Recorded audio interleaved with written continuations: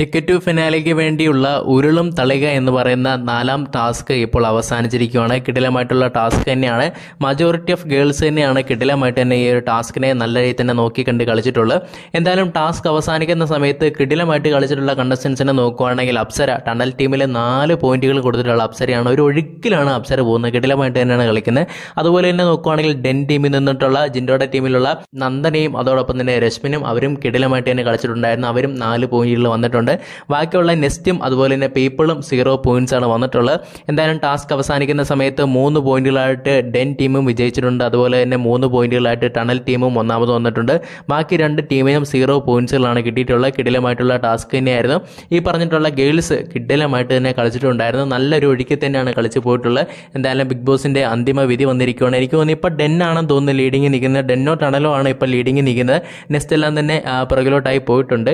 എന്തായാലും നിങ്ങളുടെ അഭിപ്രായം എന്ത്